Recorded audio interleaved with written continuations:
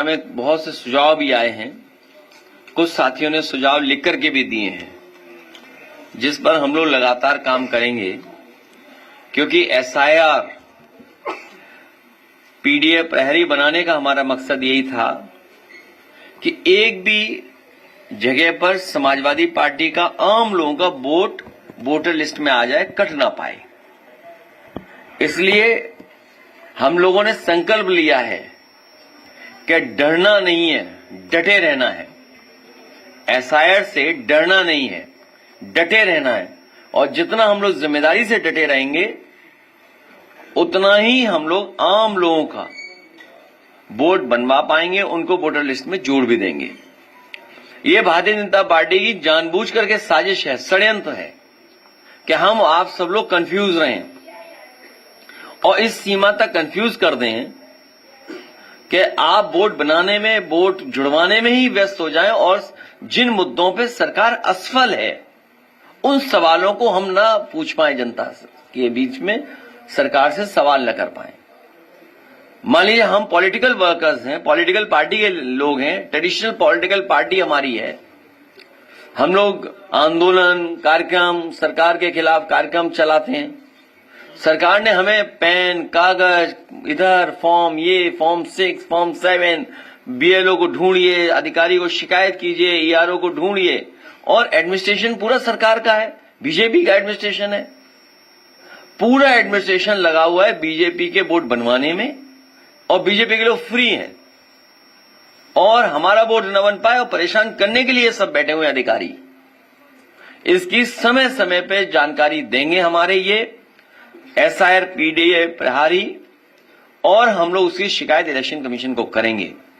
और हमें उम्मीद है कि आयोग हमारी मदद करेगा, निष्पक्ष कार्रवाई करेगा, और ऐसे अधिकारी जो रुचि नहीं ले रहे हैं वोट बनवाने में या सहयोग नहीं कर रहे हैं पॉलिटिकल पार्टी का, उनके खिलाफ कार्रवाई करे आयोग की। समय समय हम लोग बताएंगे।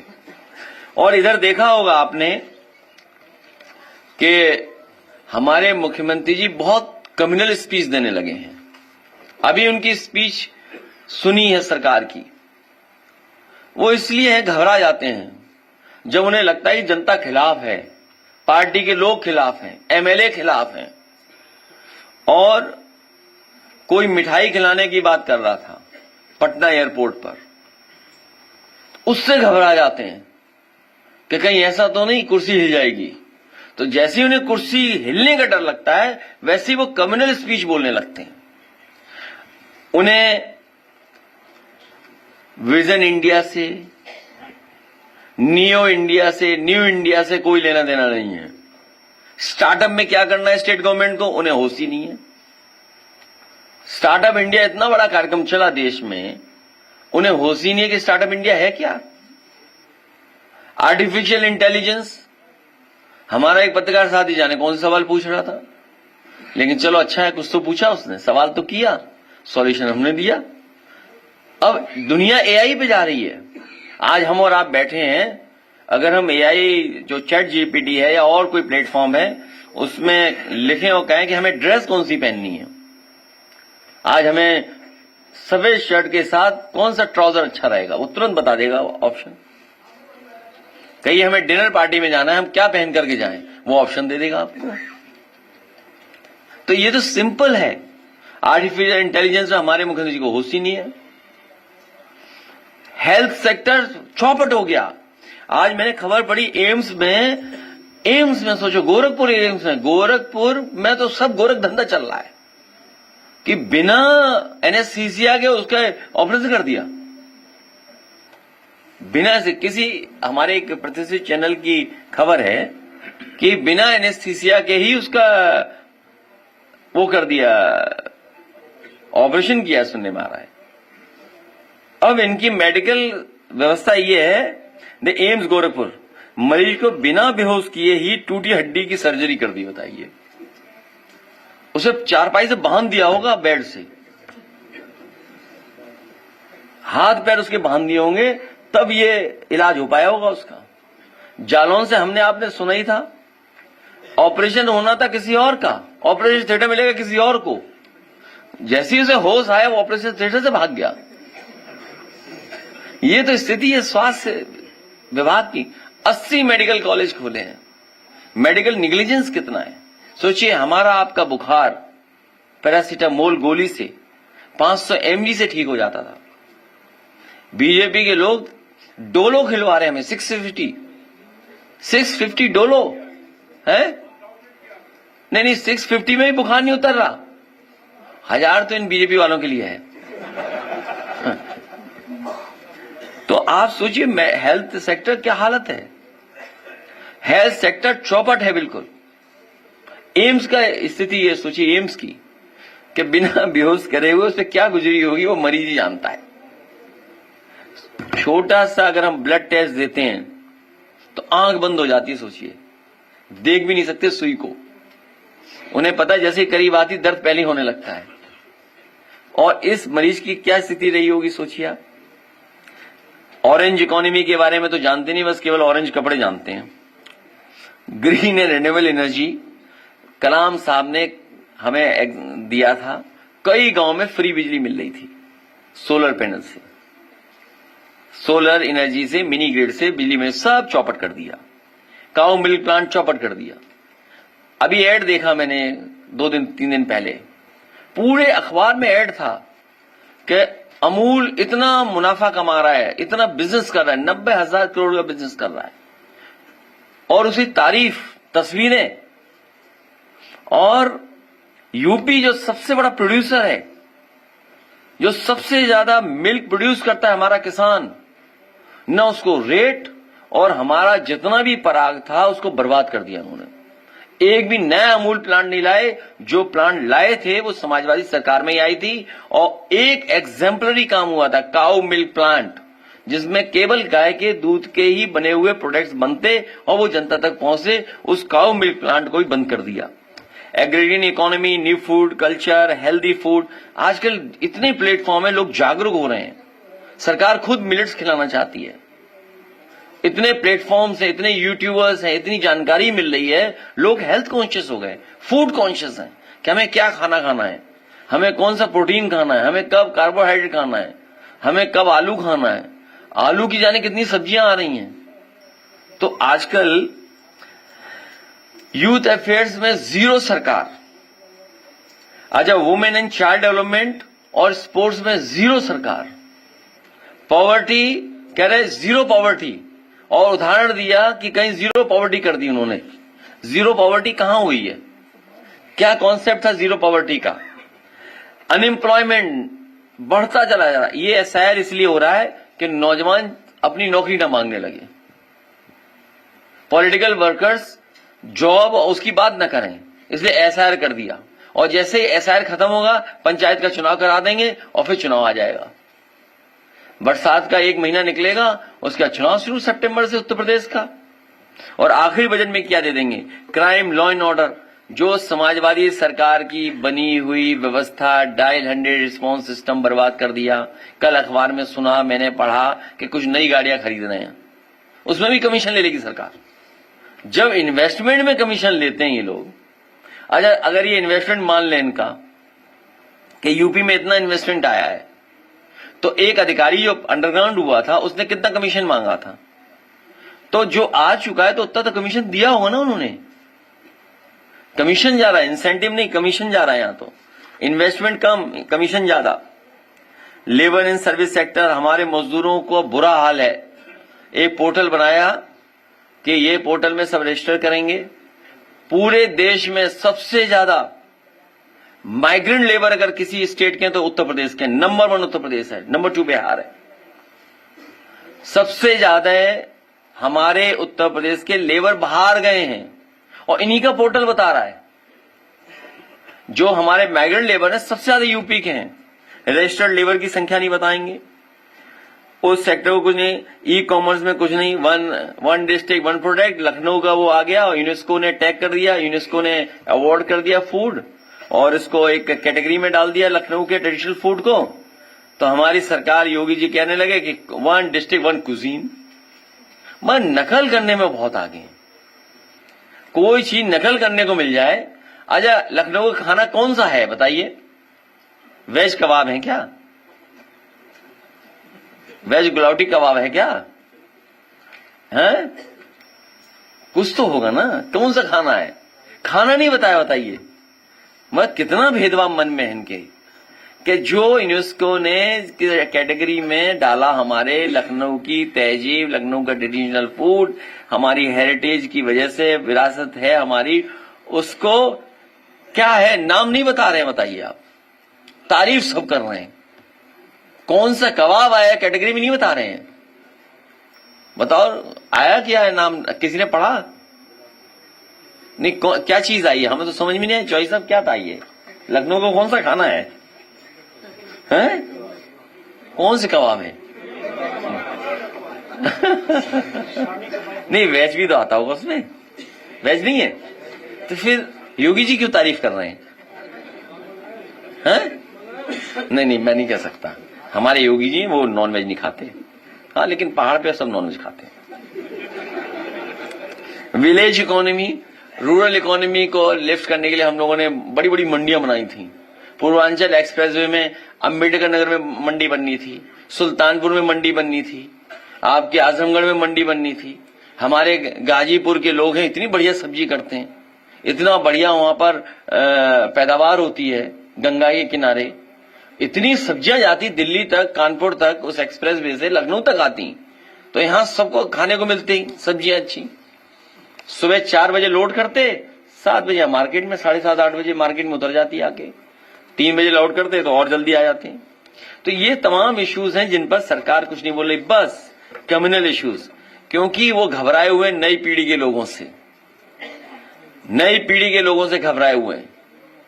नई पीढ़ी के लोगों की सोच नई होती है, या कहें पुरानी सोच नहीं होती है। नई पीढ़ी आने वाले कल की ओर खुले नजरिए से देखती है। नई पीढ़ी मतलब हर अगली पीढ़ी पिछली पीढ़ी से ज्यादा प्रगतिशील होती है। नई पीढ़ी की सोच का दायरा बहुत बड़ा होता है, हमारी सरकार के मुखिया का दायरा ही बहुत छोटा है। नई पीढ़ी दुनिया भर को न केवल अनुभव करना चाहती है बल्कि गले भी लगाना चाहती है। जाना था जापान, पहुंच गए, कहीं ऐसा ना हो जो डेलीगेशन जा रहा है। और किसी ने बता दिया उन्हें कि सिंगापुर में वेनिस है। स्पेन वालों को किसी ने बता दिया कि सिंगापुर में वेनिस है, इसलिए सिंगापुर जा रहे हैं। इसलिए कम से कम कहां जा रहे हैं पता तो हो। और ये इसलिए बनाए डेलीगेशन जिससे उन्हें हटाया ना जा सके, सरकार से हटाए ना जाए। नई पीढ़ी का नेचर इंक्लूसिव होता है, एकोमोडेटिंग होता है। नई पीढ़ी सबको साथ लेकर के चलना चाहती है। नई पीढ़ी का व्यवहार दोस्ताना होता है, इसीलिए फेसबुक है, इंस्टाग्राम है, एक्स है, तमाम प्लेटफॉर्म्स हैं। इनकी सोच बड़ी होती है नई पीढ़ी के लोगों की। नई पीढ़ी हर धर्म, पंथ, विचार, फिलॉसफी के लिए टॉलरेंट, सेंसिटिव होती है। नई पीढ़ी के विचार फ्लेक्सिबल होते हैं। नई पीढ़ी सबको सुनना, समझना चाहती है। नई पीढ़ी के दिल में सबके लिए सम्मान, प्रेम और मोहब्बत भरी होती है। नई पीढ़ी सही मायनों में हर बेबस व्यक्ति और जीव जंतु के प्रति अधिक दयालु और करुणा से भरी होती है। नई पीढ़ी पर्यावरण की समस्याओं को समझती है। नई पीढ़ी बेहद पॉजिटिव होती है। नई पीढ़ी आधुनिकता को अच्छा बनाती है क्योंकि मॉडर्निटी नई दिशा दिखाती है, सोच के लिए बड़े रास्ते बनाती है। नई पीढ़ी इंसानियत, बंधुत्व, इंसानियत से भरी होती है। नई पीढ़ी अमन, चैन और तरक्की पसंद है। नई पीढ़ी खुद भी खुश रहना चाहती है और सबको खुश देखना चाहती है। लेकिन एक ऐसी सरकार के लोग हैं जो खुद भी दुखी हैं और दूसरों को और दुखी देखना चाहते हैं। नई पीढ़ी खुशहाली की अहमियत देती है, इसलिए दुख देने वालों का विरोध करती है। नई पीढ़ी किसी भी तरह के कट्टर विचारों के खिलाफ होती है। नई पीढ़ी सांप्रदायिकता को समाज और अपने वैश्विक विचारों के विस्तार के लिए खतरा मानती है। इसलिए मैं नई पीढ़ी के लोगों से नए विजन के साथ न्यू इंडिया और नए भारत के निर्माण उत्तर प्रदेश के लिए लगातार उनका सहयोग और समर्थन के लिए हम लोग कार्यक्रम करेंगे। और डिक्लेरेशन है हम लोगों का कि हम लोग क्या करेंगे और हमारे पास एग्जेम्पलरी काम पहले से हैं जो किए हैं। आप बताओ बलिया कितनी जल्दी पहुंच जाते हैं? अब एक्सप्रेसवे से केवल बलिया अगर जोड़ देती है सरकार, बताइए 4.5 घंटे पहुंच जाते। तेज मत चलना, तेज मत चलना, तेज मत चलो। नहीं, वैसे तो बताते हैं 3 घंटे में ही पहुंच जाते हैं, 3:15 तक। हाँ, अब तो लिमिट 120 है, एक्सप्रेसवे की 120 डिजाइन है, मोर देन दैट चल सकते हैं। इसलिए ये नई पीढ़ी के लोग हैं, मैं इनको भी बधाई देता हूं कि आदरणीय राम गोविंद चौधरी जी के सुझाव संरक्षण में, ये सहयोग से ये हमारे नई पीढ़ी के नौजवान नेताजी के नाम से हाफ मैराथन कराने जा रहे हैं बलिया में। इनको मैं बधाई देता हूं। आज आप लोग कुछ अपनी कैप, ड्रेस उसको भी लॉन्च करना चाहते हैं या ये अपनी ड्रेस रखेंगे जो इवेंट में होगी इनकी, मैं नौजवानों से कहूंगा आगे आएं। और विशेष मैं आदरणीय राम गोविंद चौधरी जी को धन्यवाद दूंगा, विशेष धन्यवाद आपको। हाँ, विशेष धन्यवाद आपको, जिससे कि खड़े हो जाए। आइए, आप खड़े हो सकते हो। फैल जाओ, फैल जाओ, टोपी तुम लगाओ, टोपी तुम लगाओ। आप लगाओ, एक एक पकड़ लो। सर अभी एक फैल जाओगे तो अच्छी आएगी ना, अपने हाथ में रखो। जितना ऑर्गेनाइज होगे अच्छे लोगोगे। आगे कर लो, ये ले लो ना, ये एक लाल है, ये लाल सब किनका खाली है?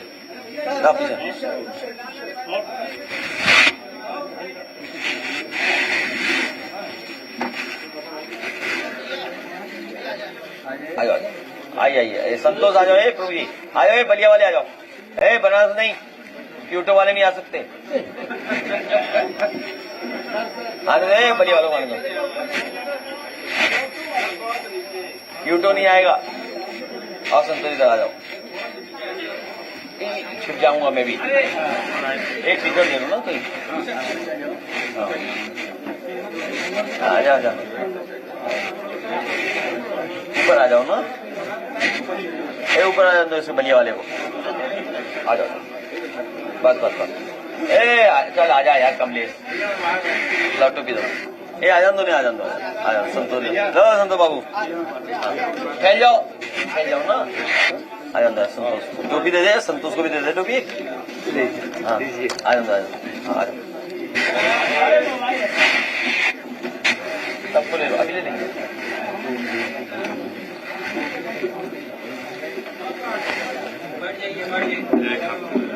हो गया आपसे, हो गया। चलिए बैठूंगा मैं, देखिए ना, ठीक है, हम बखरा देंगे। ठीक है, घूम जाओ ना, चाहिए सबके फोटो चाहिए, अच्छी फोटो आएगी बेटा।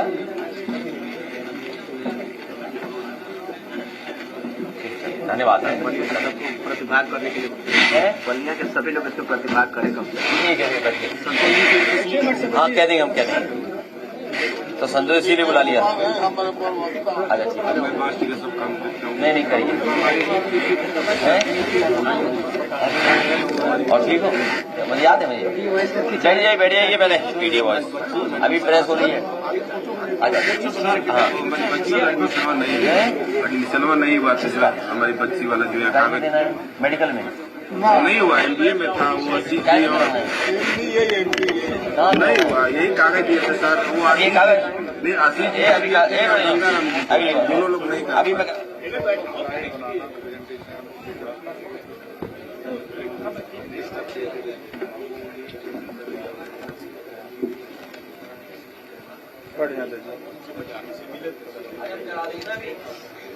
तीन महीने बाद हो जाएगा, क्या है?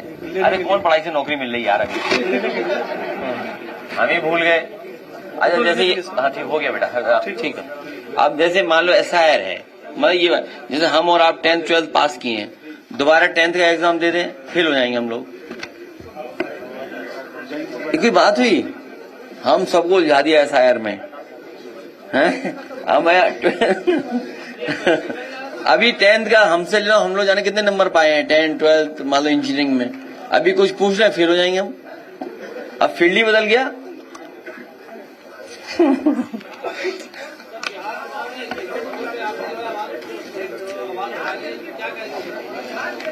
देखिए, उनके एग्जिट पोल, ये सच है, ये हमें और आपको स्वीकार करना पड़ेगा कि भारतीय जनता पार्टी रणनीति के तहत ये सब एग्जिट पोल या टीवी चैनलों को वो नैरेटिव और परसेप्शन क्रिएट करने के लिए देते हैं। और ये बात भी छिपी नहीं है कि अगर चैनल्स को फंड न किया जाए तो चैनल्स नहीं चलेंगे, क्योंकि उनका प्रतिदिन का खर्चा बहुत है, महीने का खर्चा बहुत है, वो कैसे खर्चा निकलेगा। और फिर जो एजेंसी सर्वे करती हैं, जो एजेंसी सैंपल करते हैं, पता नहीं सैंपल कलेक्शन क्या था।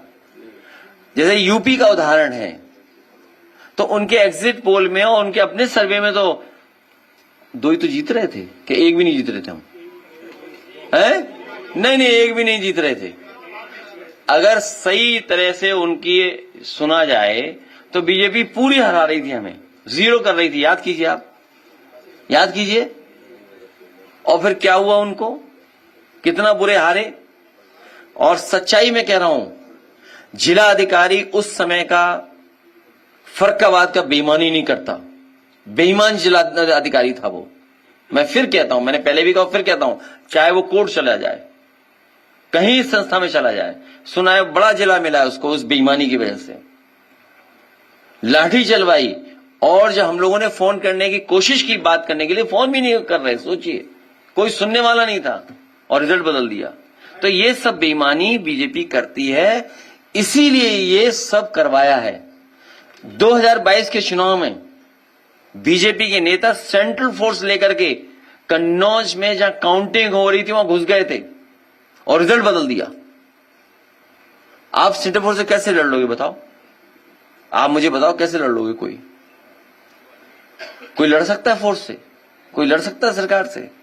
तो ये जो एग्जिट पोल है, डिमोरलाइज करने के लिए है कि निराश हो जाए वर्कर। इसलिए हम लोगों ने कहा निराश नहीं होना है, मजबूती से खड़े रहो।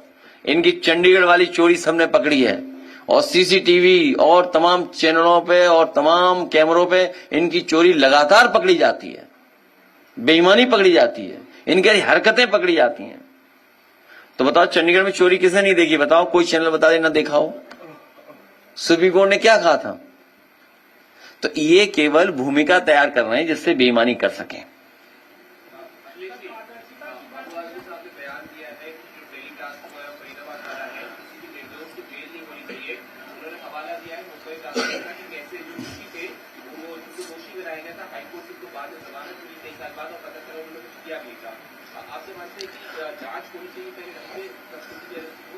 देश के प्रधानमंत्री जी का भाषण हम लोगों ने सुना, जो भूटान में दिया, कि भारी मन से उन्होंने कहा कि इतनी बड़ी घटना देश में हो गई, और उन्होंने आश्वासन दिया है कि जो भी दोषी हैं उनके खिलाफ कार्रवाई होगी। सरकार जो दोषी लोग हैं उनके खिलाफ कार्रवाई करेगी। लेकिन सवाल वही खड़ा हो जाता है कि इंटेलिजेंस फेलियर क्यों हो रहा है, ये घटना क्यों हो रही है। आज इतने सीसीटीवी हैं, कोई बता रहा था कि जो हमारा पड़ोसी देश है, हर चीज मैप्ड है उसके देश में, हर चीज मैप्ड है, हर चीज सीसीटीवी कैमरे पर है। सोचो, दिल्ली में न जाने कितना सीसीटीवी कैमरा होगा, और इतनी बड़ी घटना हो जाए, इतनी बड़ी गाड़ी में लोग निकल आए। तो इंटेलिजेंस फेलियर किसकी जिम्मेदारी है? सरकार को सबसे पहले तो जो इंटेलिजेंस डिपार्टमेंट उसे खत्म कर देना चाहिए, उसके अधिकारियों सब पे कार्रवाई कर देनी चाहिए भविष्य में, जिससे कि कोई ऐसी घटना ना हो पाए। और या इंटेलिजेंस को और स्ट्रांग करें आप। विपक्ष लगातार चुनाव आयोग को सवाल करता है, और सब ये कहेंगे अभी तक ईवीएम था, अभी आपने एक्सपोज किया फिरोजाबाद की घटना, इससे पहले एक्सपोज किया होटल सुधारी अपना सादा आ रहा नाम गया, ऐसे में कैसे मिल करके चुनाव नहीं कर सकता। इसीलिए कहा डरे नहीं, डटे रहें, डटे रहें। और जिम्मेदारी से हम लोग काम करेंगे। 1 साल है हमारे पास, पीडीए प्रहरी बनकर के एसआईआर में पूरी जिम्मेदारी से काम करेंगे। बहुत सिंसियरिटी के साथ, बहुत सावधानी के साथ हम लोग काम करेंगे, जिससे हमारे मतदाता का मतदान करने का मौका मिले, उससे हक ना छीना जाए। और सच्चाई ये है, अगर वोटर लिस्ट से नाम निकल गया तो कल को राशन से निकाल देंगे, कल से कोई और दूसरा नियम कानून ले आएंगे जिसमें तमाम गरीबों को वो मिलेगा ही नहीं अधिकार। हो सकता है अधिकारी ऐसे कोई रणनीति हो भविष्य में कि कुछ हक और उनका छीन लिया जाए, कुछ लाभकारी योजनाएं छीन ली जाएं। कई जगह बीजेपी ने आश्वासन दिया था इतना पैसा देंगे, जैसे इनका घोषणा पत्र पढ़िए आप, स्कूटी देंगे। एक ही उदाहरण है, बताओ, स्कूटी देंगे, कितनों को स्कूटी मिल गई? क्यों? घोषणा पत्र में था ना। कोई मोटरसाइकिल थी कि स्कूटी थी? हाँ, स्कूटी। तो बताओ कहां है स्कूटी? कहां है स्कूटी?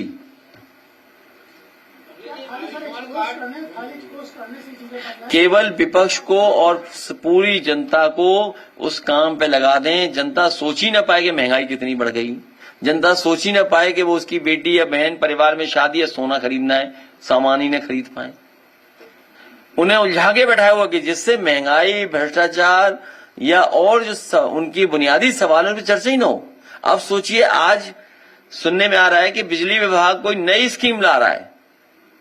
पहले तो बिजली का बिल बढ़ाया, बिल दिए लोगों को, अब स्कीम ला रहे हैं। सोचिए आप कि आप बच जाइए स्कीम से, कितने लाख का है घाटा।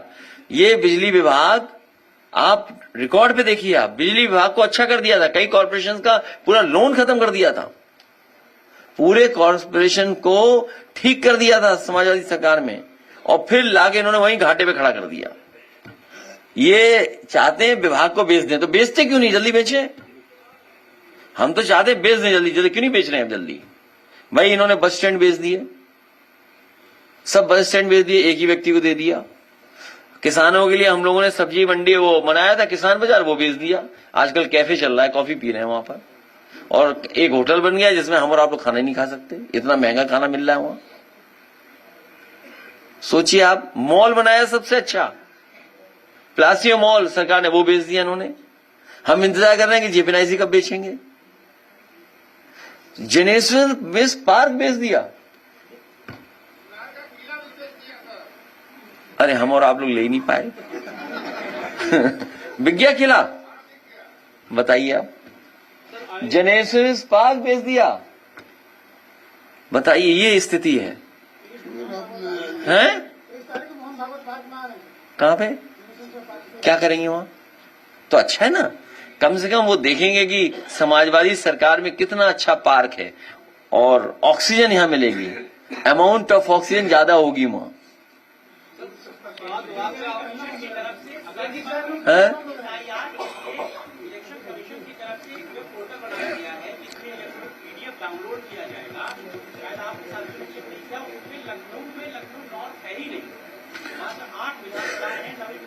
हाँ, बहुत सी गलतियां हैं, उनको हम लोग रेक्टिफाई करेंगे और लगातार शिकायत भी करेंगे। अब अलीगढ़ का इश्यू है, मान लीजिए अलीगढ़ का तो वोटर लिस्ट ही नहीं है, क्या है, क्यों? हाँ, वोटर लिस्ट ही गायब है, एक विधानसभा की, पूरी विधानसभा की वोटर लिस्ट गायब। अयोध्या, फैजाबाद में पता ही नहीं, प्रिंट ही नहीं है, कहां चले गए नाम, आप पढ़ ही नहीं सकते, ब्लर्ड है पूरे।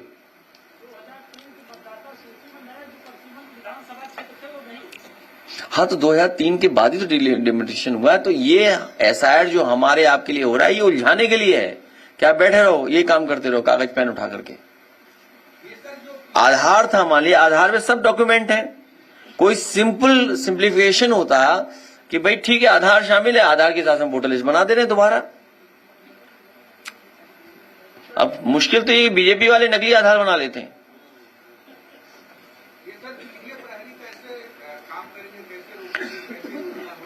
उनको मंत्र दे दिया है, वो मंत्र आपको नहीं बताएंगे। उनको जिम्मेदारी दी है, बहुत सावधानी से जिम्मेदारी से काम करेंगे, और हमारे जितने भी लोग हैं उनका वोट न कट पाए, क्योंकि इनकी साजिश होगी कि हमारे वोट को काटा जाए, हमारे मतदाता को वोट तक न जा पाए, बोर्ड न बना पाए।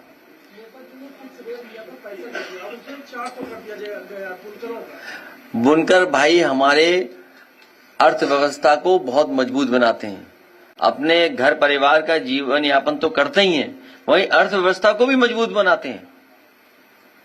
उनको सुविधा देने का काम भविष्य में पुनः समाजवादी सरकार बनने पर किया जाएगा। आयुष्मान कार्ड की जो बात की जाती है, पूरा विभाग जो है आयुष्मान कार्ड को जो है उजागर कर रहा है कि हाँ बहुत अच्छा काम किया, मगर मेडिकल कॉलेज में ऐसे लोग हैं जिनको आधार कार्ड में ज्वाइन नहीं किया गया, वो बेचारे जो है प्राइवेट में जा रहे हैं।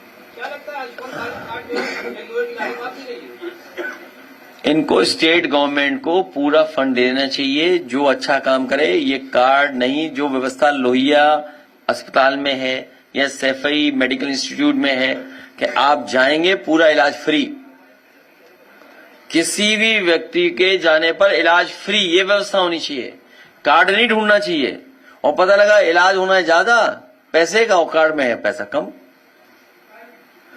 ये किसी न किसी प्राइवेट कंपनी को लाभ पहुंचाने के लिए इस तरह की योजनाएं पॉलिसी लाई जाती हैं। आयुष्मान कार्ड में बीमारी के पैसा फिक्स होता है। मैं ये कह रहा हूं कि समाजवादी व्यवस्था वो होगी कि कोई गरीब अस्पताल में आएगा तो उसका इलाज फ्री होगा, दवाई फ्री होगी।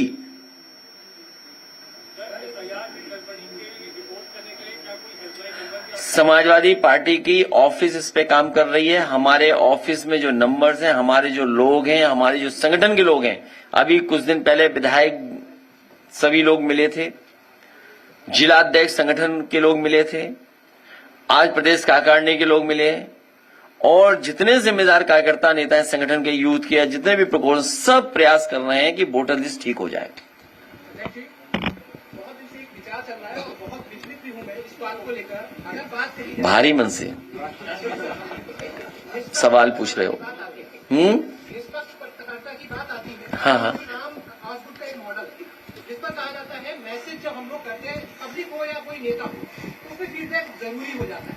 लेकिन आज अभी आपने मुद्दों की भी बात की कि मुद्दे अगर हम लोग लेकर जाते हैं तो वहाँ वेट कराया जाता है, और आज ज्यादातर हम लोगों को अगर जनता से भी बात करें या किसी नेता से बात करें तो आजकल हमको झंडों से पार्टी विशेष, टोपी विशेष और सिंबल विशेष बांट दिया गया है। मुझे खुशी है कि आपने बहुत महत्वपूर्ण सवाल पूछा है।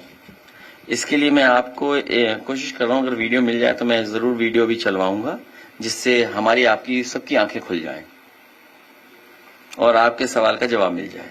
हालांकि हो सकता है वो वीडियो पुराना हो, बीबीसी का, मैंने भेजा है बीबीसी का वीडियो चला दो। तो आपको अपनी साख बचानी पड़ेगी।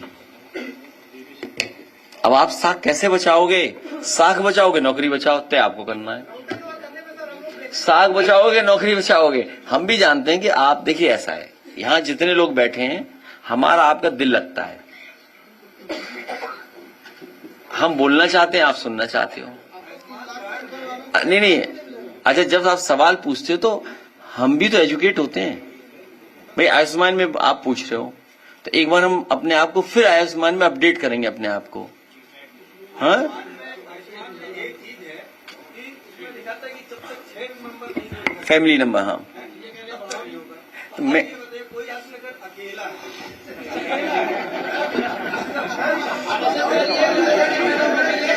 नहीं, क्या अकेले वाले को नहीं आयुष्मान बनेगा? नहीं, इसमें देखिए ऐसा है, सरकार बहुत समझदार होती है, जो अधिकारी पॉलिसी बनाते हैं बहुत समझदार होते हैं। जैसे आज जो पॉलिसी बनी है कि किन लोगों को बिल में, और जो पॉलिसी बनाई है बिल को लेकर के, तो उन्होंने कैटेगरी क्रिएट कर दी कि इससे ऊपर जिनका बिल होगा उनको इतना हम माफ करेंगे। आए नहीं कैटेगरी, तो उनको पता है ना कि अगर इतने बच्चे वाले होंगे तो हमें कार्ड कम बनाने पड़ेंगे, इसके नीचे जाएंगे तो कार्ड ज्यादा बनाने पड़ेंगे। बात समझ गए ना? नहीं, सरकार अपना बजट बचा रही है।